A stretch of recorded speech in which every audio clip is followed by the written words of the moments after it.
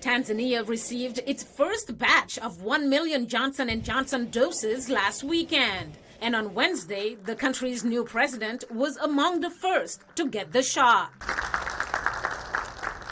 Tanzania is one of the last African countries to receive a vaccine from any source, mainly because its former leader, who died in March, had claimed prayer could defeat COVID-19. Attitudes toward vaccination, however, are still mixed. The action by the president to take a new direction of the battle against the coronavirus has brought relief to Tanzania.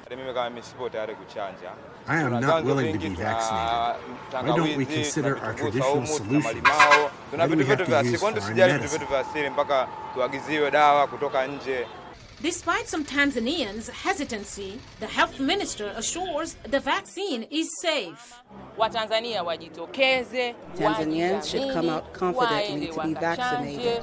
A week ago, the U.S. sent Burkina Faso more than 150,000 doses of the Johnson & Johnson vaccine. U.S. Ambassador Sandra Clark attended a ceremony to hand over the supplies. There will be more deliveries in the next weeks or months. Burkina Faso's health minister was thankful. These doses will be used to vaccinate the people that need it. Akuna Cook of the U.S. State Department told VOA that more doses are on their way. In fact, this weekend, we will be delivering the largest sum of doses to any country to South Africa at 5.6 million doses, and then to Nigeria at just over 4 million doses. But vaccination levels across Africa are low, with less than 2% of the continent's 1.3 billion population having received one shot, according to the Africa Centers for Disease Control and Prevention. Cook says the U.S. is also helping in other areas. We have invested in vaccine manufacturing in South Africa and in Senegal to ensure that Africa can then produce its own vaccines. We are also providing economic assistance to countries that have been impacted by COVID-19 with over $541 million in assistance. Deliveries are being made from Africa to Argentina, where 3.5 million doses of the Moderna vaccine arrived last Saturday. For us to make sure that our neighbors on the region can contain COVID-19 is essential. To have received this donation means to us reaching 36.5 million vaccines.